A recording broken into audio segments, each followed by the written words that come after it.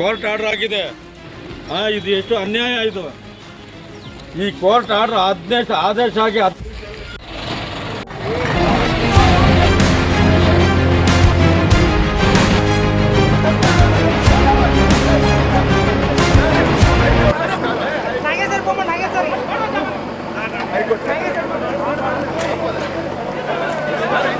of the respondent to offer prayer in the mosque on the burial ground. Burial ground measurement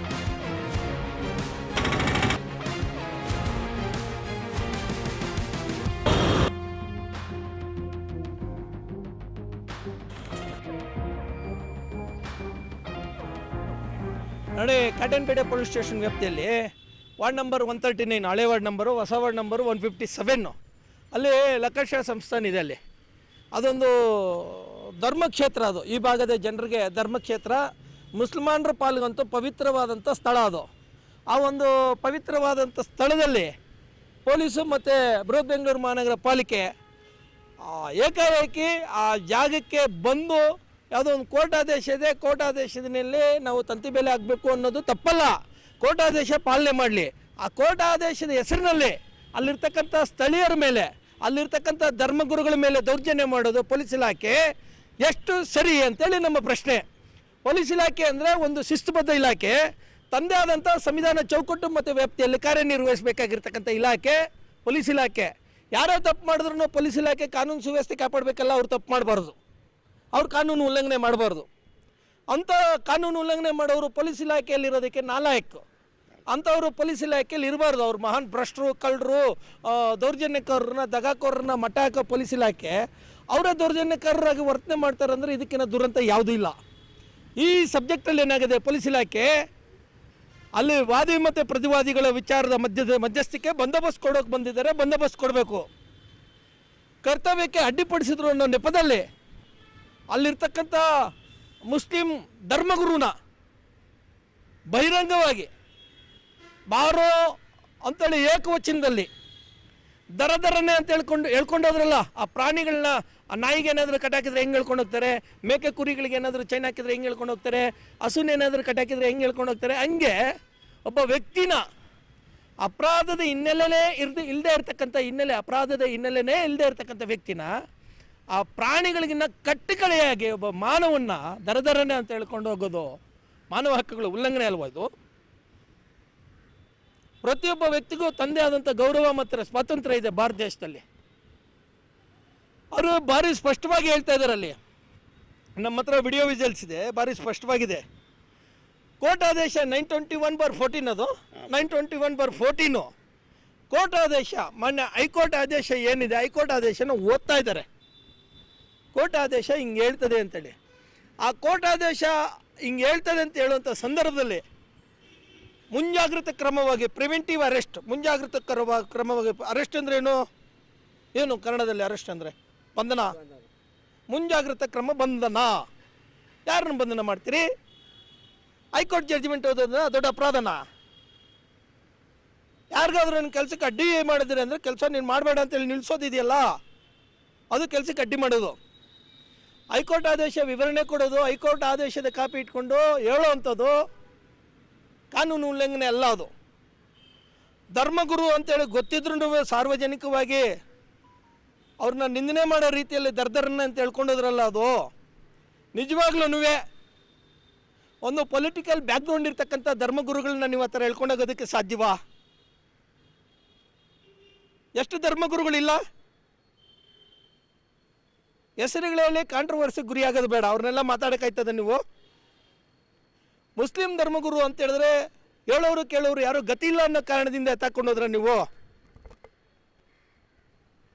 police ಸ್ಟೇಷನಲ್ಲಿ 3 hours, ಎಷ್ಟು 3 hour 2 hour 3.5 hours.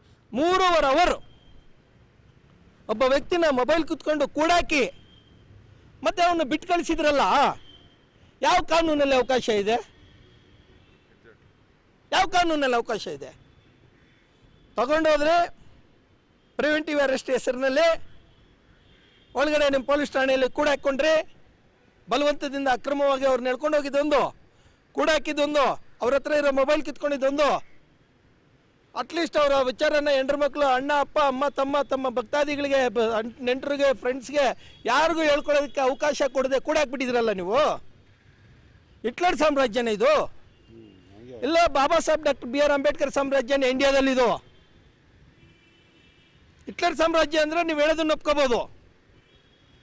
ಸಂವಿಧಾನ ಚೌಕಟ್ಟು ಮತ್ತು ವ್ಯಾಪ್ತಿಯಲ್ಲಿ ನಡೀತಾ ಇರ್ತಕ್ಕಂಥ ಸಾಮ್ರಾಜ್ಯ ಆದರೆ ಇದನ್ನು ಒಪ್ಕೊಳ್ಳೋದಕ್ಕೆ ಸಾಧ್ಯವೇ ಇಲ್ಲ. ಯಾರ ಧೈರ್ಯ ನೋಡಿಕೊಂಡು, ಯಾರ ಒತ್ತಡಕ್ಕೆ ಒಳಗಾಗಿ ಪೊಲೀಸ್ ಇಲಾಖೆ ಒಬ್ಬೊಂದು ಧರ್ಮಗುರುನ ಇಷ್ಟೊಂದು ದೌರ್ಜನ್ಯವಾಗಿ ಇನಾಮಾನವಾಗಿ ಹೇಳ್ಕೊಂಡು ಹೋದ್ರು ನನಗಂತೂ ಗೊತ್ತಿಲ್ಲ. ಅದರಿಂದ ನಾವು ಈ ವಿಚಾರವನ್ನು ದಲಿತ ಮತ್ತು ಮೈನಾರಿಟೀಸ್ ಏನಿದ್ದಾರೆ ನಾವೆಲ್ಲ ಒಟ್ಟಾಗಿ ಸೇರಿ ಖಂಡಿಸ್ತಾ ಇದ್ದೀವಿ, ಇದನ್ನು ವಿರೋಧ ಮಾಡ್ತಾ ಇದ್ದೀವಿ. ಇವರು ಕೋರ್ಟ್ ಆದೇಶದ ಪ್ರಕಾರ ಕ್ರಮ ವಹಿಸೋದಕ್ಕೆ ನಮ್ಮದೇನು ಅಭ್ಯಂತರ ಏನಿಲ್ಲ. ಕೋರ್ಟ್ ಆದೇಶಕ್ಕೆ ನಾನು ತಲೆಬಾಗಬೇಕು, ನಮ್ಮ ಅಪ್ಪನೂ ತಲೆಬಾಗಬೇಕು, ನಾವು ಅದಕ್ಕೆ ಸಪೋರ್ಟ್ ಮಾಡ್ತೀವಿ. ಆದರೆ ದೌರ್ಜನ್ಯವಾಗಿ ಕೋರ್ಟ್ ಆದೇಶದ ನೆಪದಲ್ಲಿ ಕೆಲಸಕ್ಕೆ ಅಡ್ಡಿಪಡಿಸಿಲ್ಲ ಅಂದ್ರೂ ಅಡ್ಡಿಪಡಿಸಿದ್ದೀವಿ ಅಂತೇಳಿ ತಗೊಂಡೋಗಿ ಒಂದು ಧರ್ಮಗುರುನ 3 hour ಪೊಲೀಸ್ ಠಾಣೆಯಲ್ಲಿ ಮೊಬೈಲ್ ಕಿತ್ಕೊಂಡು ಕೂಡಾಕಿದಿರಲ್ಲ, ನಿಮ್ಗಂತ ಪರ್ಸ್ನಲ್ ಇಂಟ್ರೆಸ್ಟ್ ಏನು? पुरानी मस्जिद और पुरानी दरगाह ये और ज़मीन, ये कोर्ट का जो कानून है उसे हम उसे वेलकम करते हैं. उसके बारे में हम कुछ टिप्पणी नहीं करना चाहते. हमारा सिर्फ हमारा एक ही हुकूमत से अपील है कि ये जो इन लोगों को इस तरीक़े से वो कोर्ट का आदेश समझाने के वक्त समझाना था, उनको समझाए बग़ैर उनको पुलिस स्टेशन लेकर जाकर 3.5 hour बिठाकर और इसी तरीके से फ़ोन उनके ले छीन कर वो इसमें डालकर, ये बहुत जो है बड़ी ख़राब बात है. पूरी इंसानियत के लिए जो है, मानवता के लिए ख़राब चीज़ है. ऐसा हमें उम्मीद नहीं थी ये पुलिस वालों से. बेंगलुरु सिटी एक बहुत अदब का शहर है और बहुत पीस जगह पूरे हिंदुस्तान से बल्कि पूरी दुनिया इसको मानती है बेंगलुरु को. लेकिन बेंगलुरु की पुलिस ऐसा काम करती है यह हमें खबर नहीं थी. हमें जब खबर हुई तो हम लोग वहाँ पहुँचे स्टेशन में, बहुत हमको बेजार हो गया.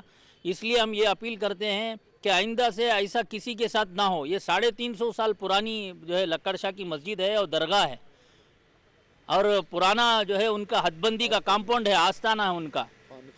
और फिर दूसरी बात, ये लोगों को लेकर जाकर बिठाना, ऐसा टॉर्चर के तौर पर ऐसा करना, ये तो बिल्कुल इंसानियत के ख़िलाफ़ है.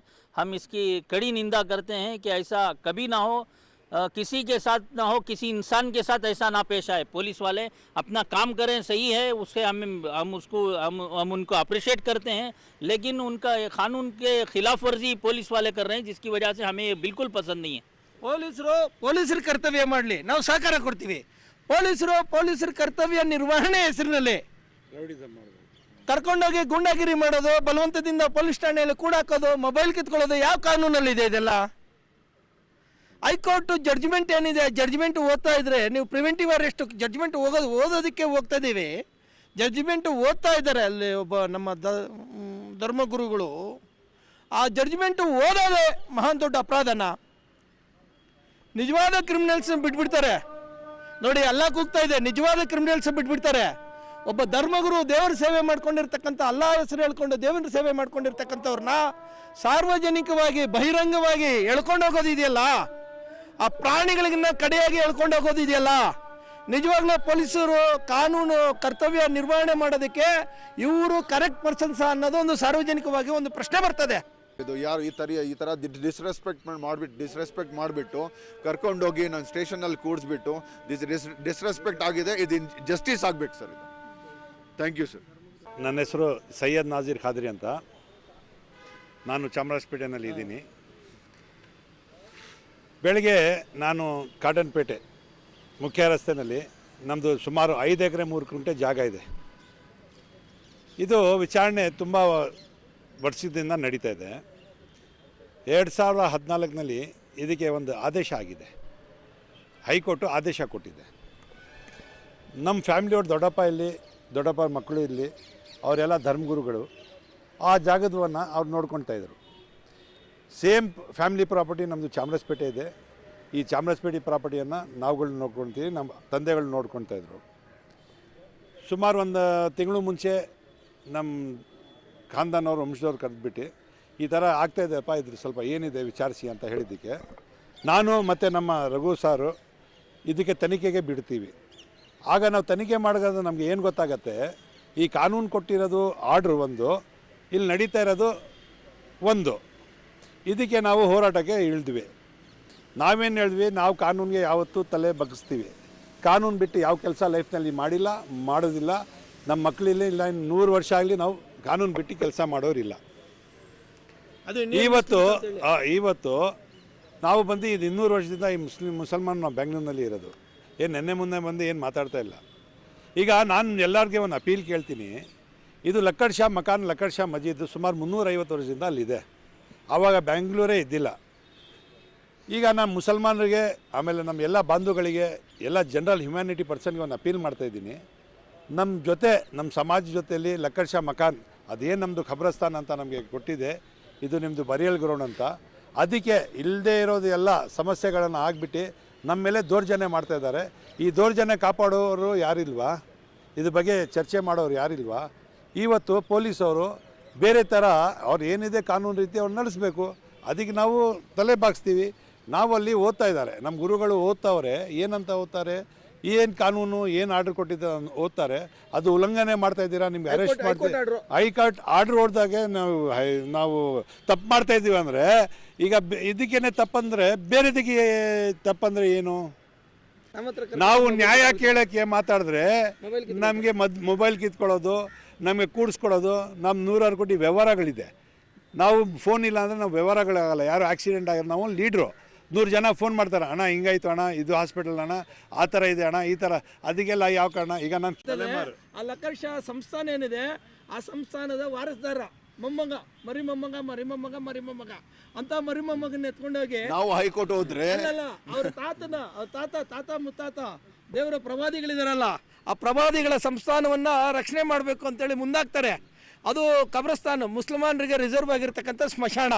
ಅದರಲ್ಲಿ ಇವರು ಬೇರೆ ಬೇರೆ ಅನ್ಯ ಉದ್ದೇಶಗಳಿಗೆ ಬಳಕೆ ಮಾಡ್ಕೋಬೇಕು ಅಂತೇಳಿ ಹೋದಾಗ ಅದನ್ನು ಪ್ರತಿರೋಧ ಮಾಡಿ ನಮ್ಮ ದರ್ಗಾ ನಮ್ಗೆ ಉಳಿಬೇಕು ಅಂತೇಳಿ ಹೋರಾಟ ಮಾಡೋದು ದೊಡ್ಡ ಅಪರಾಧನ.